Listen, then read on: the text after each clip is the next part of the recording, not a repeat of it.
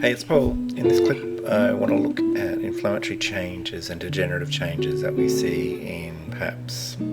So these are seen probably in almost every cervical sample to some degree, but they're particularly common when there's a pathogen present or some sort of organism. So notice down here, each of these cells has a little white halo around the nucleus. We call that a perinuclear halo, and it's a vacuolation where the cytoplasm's contracted away from the nucleus, and that is a classic inflammatory or degenerative type change that you see in squamous cells. This can be useful because it can help you be on the lookout for a pathogen that's in the background. Notice these nuclei I'm pointing out also a bit wrinkly, and they have a less than smooth nuclear membrane around them. Here's just another example. Again, you can see that clearing around the cytoplasm, around the nucleus, like this one here. And if I look on high power, you can see the nuclei have shrunken down and become irregular in shape. And notice, however, the NC ratio is not increased at all, and the chromatin is still pretty normal. When this goes to a further extent, the nuclear membrane ruptures and you end up with just clumps of chromatin like this. That's known as karyorrhexis, and that is a nuclear degenerative change. The other thing that can happen sometimes is you can get a bit of a reactive change, and that's what I would say is going on in these endocervical cells. Nuclei are a bit larger and plumper, and the nucleoli, which I'm just pointing out, are a little more prominent. And that can often be a bit of a reaction to some external stimulus. I'm just pointing out a columnar cell there that confirms that they're endocervical. Gland cells tend to show these changes probably more markedly than do squamous cells.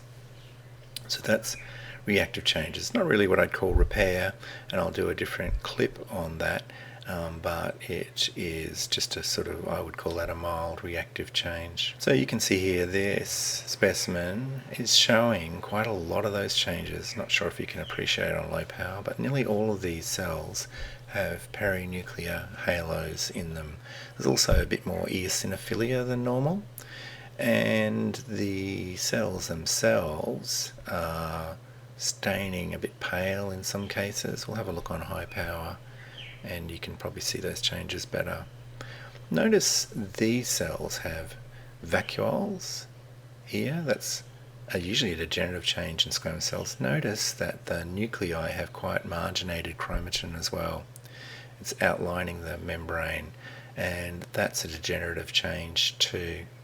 So again, you can see a bit of variation size, maybe slightly enlarged nuclei here. NC ratio is still quite normal, and notice the staining is a bit ragged. Just looking around, we've got some cells that are very poorly staining like this. They look a bit moth-eaten and ragged. They're sort of falling apart, and a lot of nuclear halos around the place. So this is a clue to go looking for something in here, Candida or Trichomonas, and that is a Trichomonas vaginalis organism, that is too. They're not the greatest examples, but I'll show you maybe some more convincing ones. Just looking around, notice nearly all the cells have some inflammatory change, and these trikes, I'm just pointing out one there, there's one in the center. These are quite small little beasties, and can be, there's a couple more there, really quite tricky to find. So if you can see the inflammatory changes, it can be a big clue.